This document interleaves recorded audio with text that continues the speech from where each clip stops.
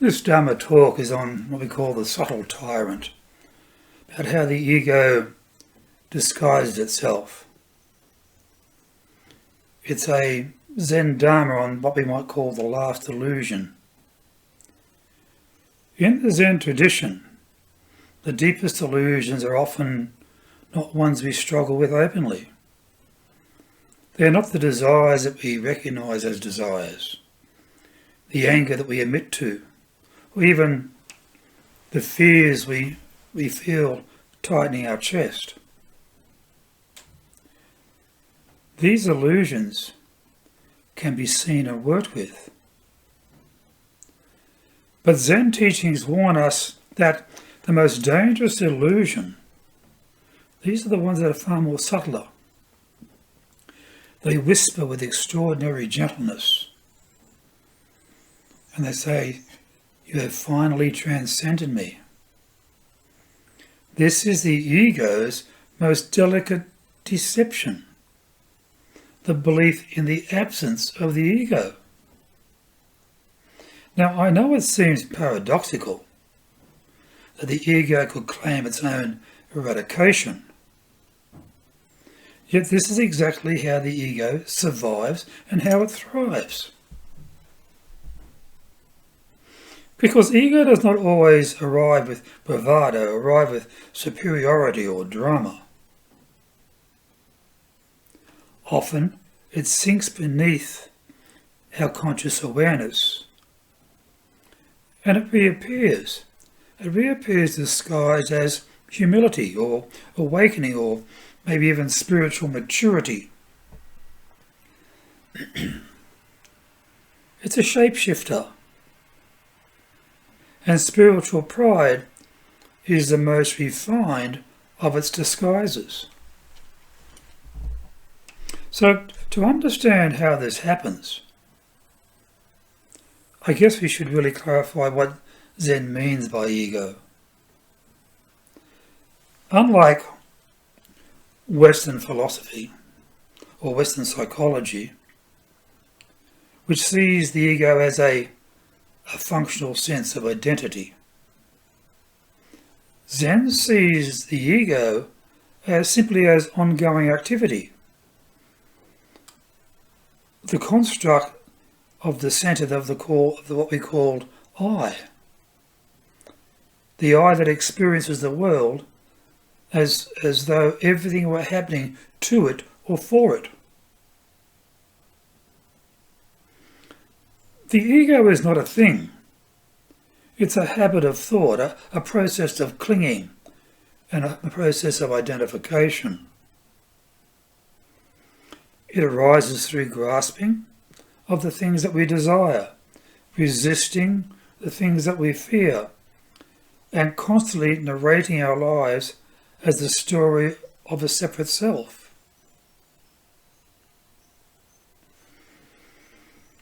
Ego is mistaking the conditioned mind for our true nature.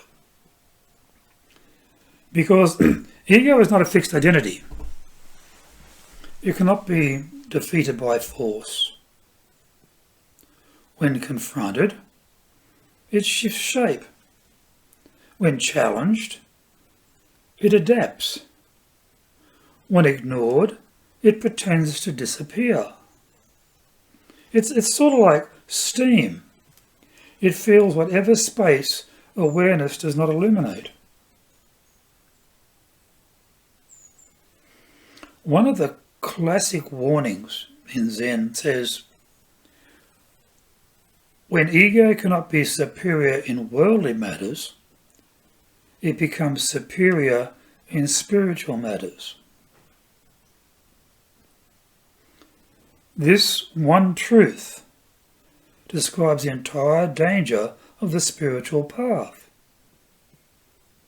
Look, a practitioner may sincerely seek peace, may sincerely seek compassion and wisdom.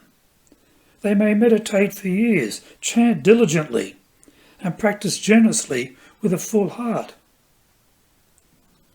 Yet the ego, sensing that they cannot dominate through ordinary means, like money and status and recognition,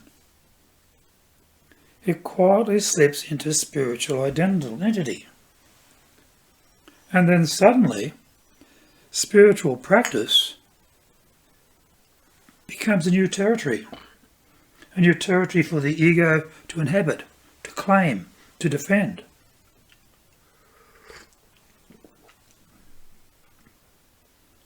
A person may well and truly possess humility, but the ego takes ownership of it, turning it into a badge. How humble am I?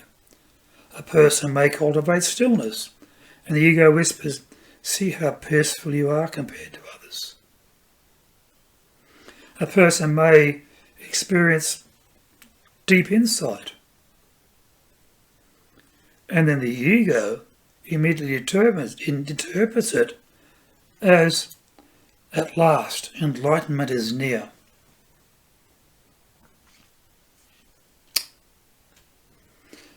Zen Master Banki often compared this kind of ego to a thief who dresses himself as a policeman. We trust him because of his uniform, and we follow him because he seems authoritative. But meanwhile, he's quietly stealing our clarity. And then when ego disguises itself as awakening, it becomes almost impossible to detect. Because the practitioner feels advanced, evolved, even emancipated from delusion. Yet this feeling itself is delusion. And one of the most subtle ego traps occurs after a moment of genuine stillness. Perhaps in deep Zazen, during maybe even slow mindful walking, or in the quietness of a retreat. The sense of personal identity drops away. And there's a brief merging with spacious awareness. And in this moment, this usual sense of I falls silent. Our experience becomes fluid, effortless, unbound. This is a real taste of non-self. But then something curious happens. The mind returns, and it looks back at the experience and declares, I have transcended ego. This thought seems authoritative. It feels like a natural conclusion. Yet it strikes at the heart of Zen training. Before the moment that we claim we have transcended ego, the ego simply returns wearing the mask of transcendence. Zen texts often refer to this as being bitten by the snake of emptiness.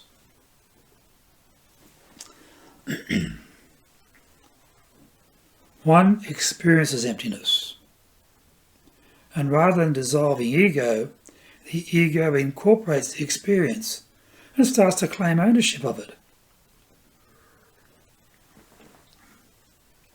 In truth, awakening cannot be possessed,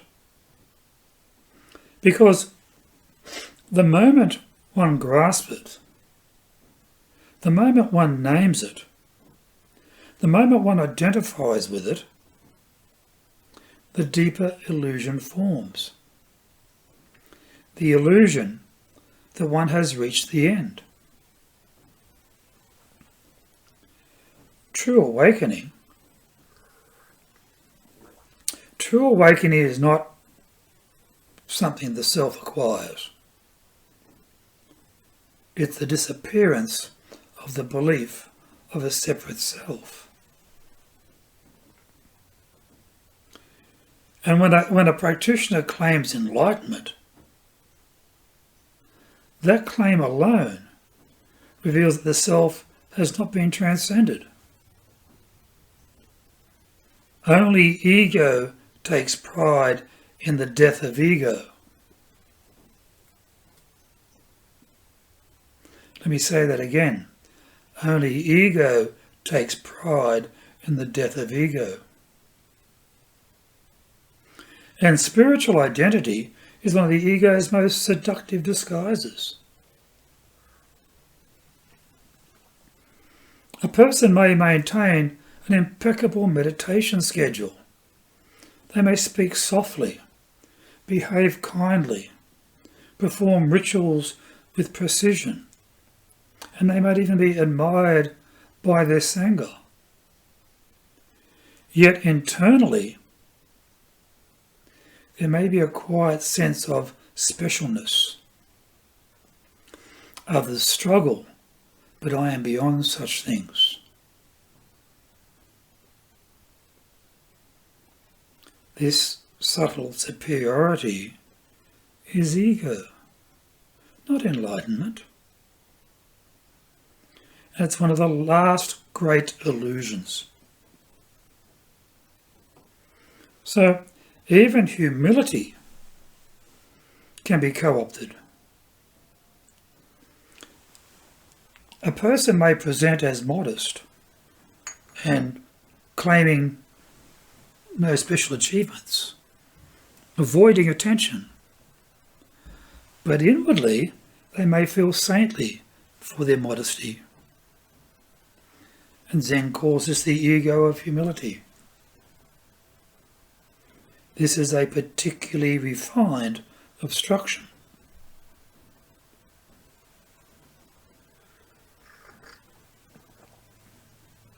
The humility is not a performance, but a natural result of no longer being preoccupied with the self at all.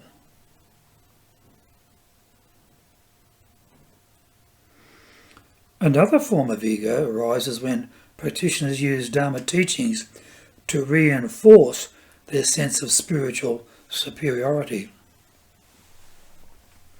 A person may say, everything is empty, but they still cling to their identity as someone who understands emptiness.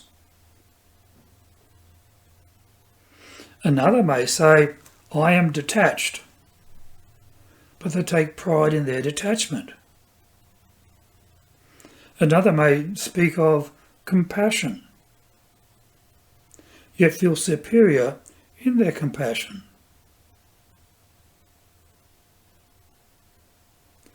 In each case, the ego borrows the Dharma as its shield, and it starts to protect itself with the very teachings designed to dissolve it.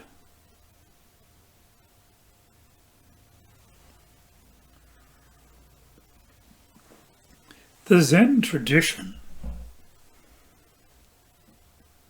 it's filled with warnings about spiritual attainment because attainment strengthens the very illusion that Zen seeks to reveal. Because as Master Dojin famously said, to study Buddhism is to study the self. To study the self is to forget the self. And to forget the self is to be enlightened by all things. So, forgetting of the self, it's not a declaration. It's a disappearance. It's the absence of commentary, the absence of self-reference, the absence of inward measurement. Because when the ego claims victory, It is simply the self reinforcing itself in a subtler form.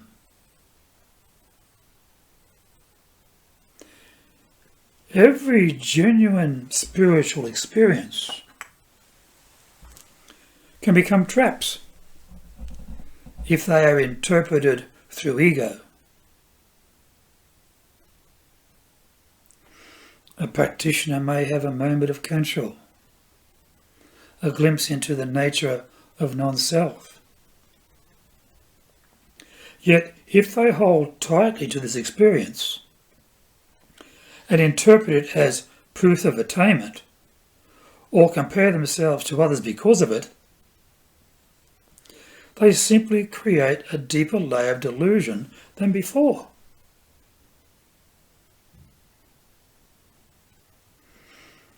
Often Zen teachers say the Kensho is poisoned when swallowed by ego, because the ego uses the experience to assert itself even more strongly.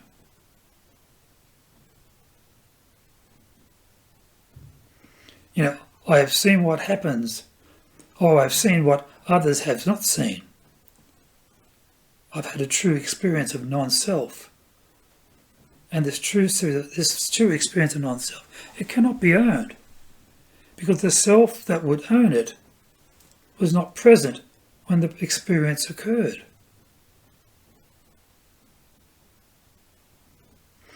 All the illusions collapse when examined honestly.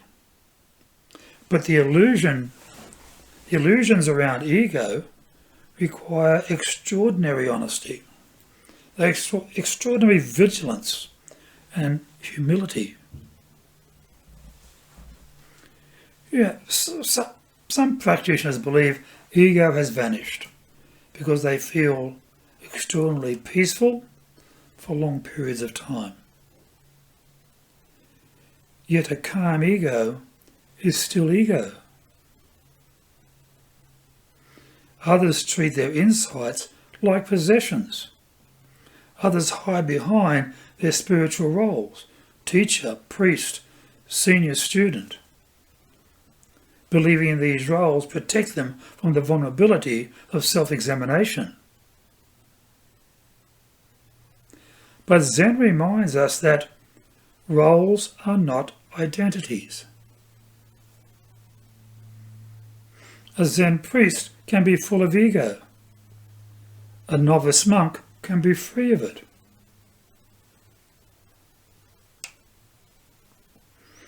Zen asks one crucial question, particularly when criticized. How do you respond? When praised, do you enjoy it? When overlooked, do you become hurt? When challenged, do you defend your stance? These responses reveal the ego's continued residence. If a practitioner feels superior because they believe they are beyond ego, then the illusion is simply complete. The belief of being free of the ego is itself the strongest ego attachment.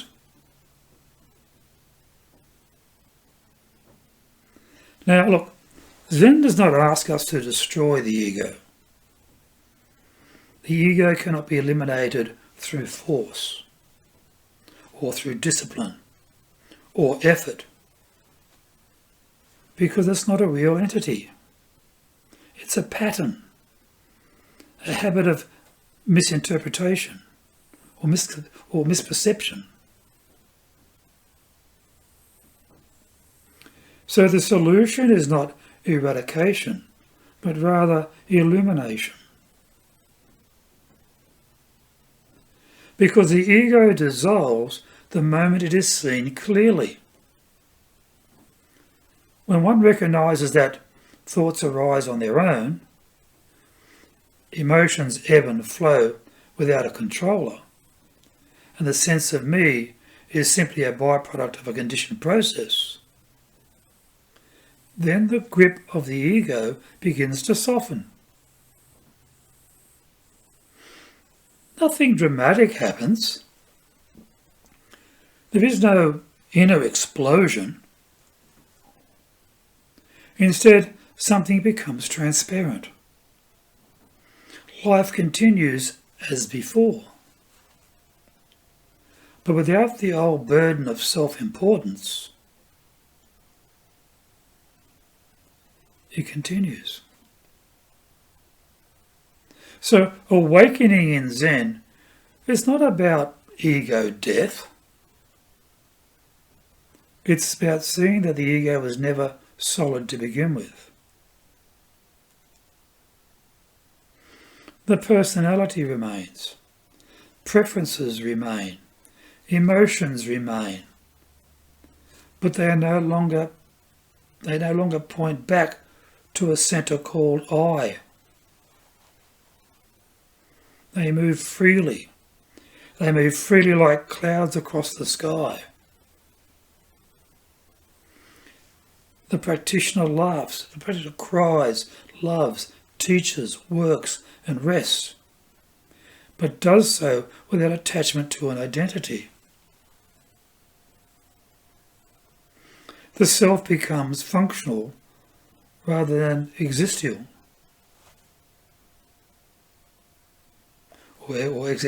or even existential. It serves life rather than life serving it. But I guess the question remains, how does one protect oneself from the illusion of ego transcendence? Zen's answer is elegantly simple. We turn to what we call don't know mind. Don't know mind is the natural mind of a beginner. It's open, it's curious, flexible, unassuming. It does not claim anything. It does not grasp insight and call it wisdom. And it's willing to be corrected. It listens more than it speaks.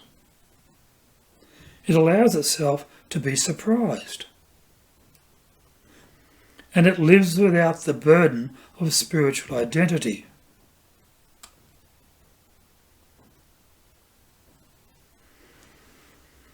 Another protection is the embrace of ordinariness. Zen teaches that the highest truth is found in the most mundane of activities.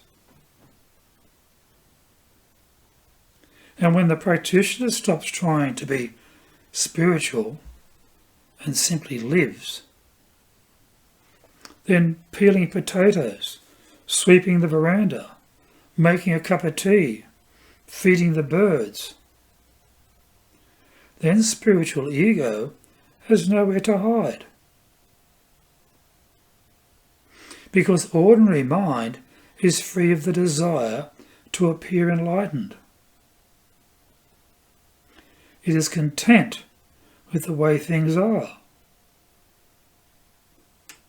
When there is no performance, then when there is no self-judgment, no comparison, the ego begins to lose its stage. So finally, Zen reminds us that the person who believes they have eradicated ego is simply wearing the last mask of the ego. But this understanding, this insight, is not meant to shame, but meant to liberate. And the moment that we see that the ego can claim its own disappearance, then we start to stop trusting the mind's narratives. We soften our grip. We become curious again. We stop seeking a final state of engage. And we start to engage fully with the present moment, which simply asks for no identity at all. So it's in this gentle, unadorned awareness that ego does not need to die. It simply ceases to be believed in. And in that disappearance lies quiet freedom. The quiet freedom that Zen has always pointed to.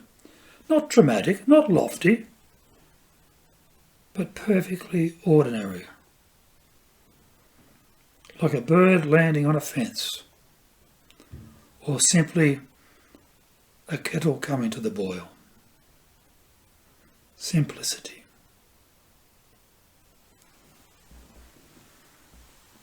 Thank you for taking the time today.